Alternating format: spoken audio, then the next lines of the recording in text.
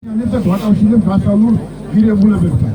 მე მინდა გითხრათ, რომ ყველაფერი ეს რუსთავი 2000 ჯეაჭვის ნაწილი, რომელიც პირდაპირ დაკავშირებულია რუსულ პროექტთან. ამის გაჩერება, ამ ტელევიზიის გაჩერება, ნიშნავს ჩვენი ქვეყნის მომავლის გაჩერებას.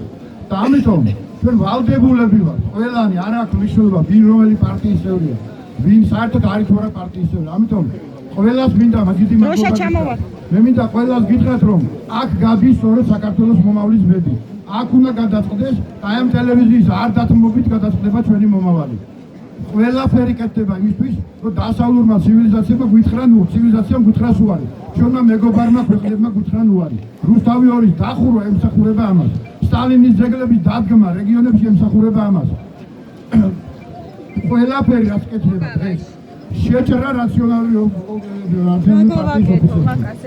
მდგომარეობა დღევანდელი ყველაფერი მიდის იქითკენ და დღევანდელი ხელისუფლება ყველაფერს აკეთებს იმისათვის, რომ ჩვენ გვითხრან უარი ევროკავშირზე, გვითხრან უარი ნატოზე, გვითხრან უარი ყველაფერ იმ სიკეთეზე, რასაც ველოდებით უახლოეს პერიოდში. ამიტომ ჩვენ უნდა გავაცნობიეროთ ეს, რომ ეს არის გეგმა, რომელიც მიგვაბრუნებს მერე და შეგვტანის ძალით რუსეთში.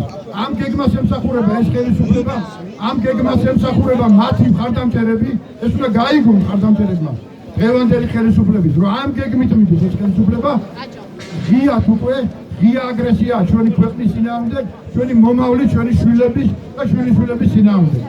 ამიტომ ყველას მინდა მოუწოდო. ეს იქნება პოლიტიკური პარტია, საზოგადოებრივი ორგანიზაციები თუ ნებისმიერი მოქალაქე. ჩვენ უნდა ვიდგეთ აქ და სხვაგანაც, სადაც ხდება ჩვენი ქვეყნის ბედი. მოგესალმებით ყველას, გეფერებით ყველას და ჩვენ ერთობას გავუმარჯვებთ. კარგად იყავით.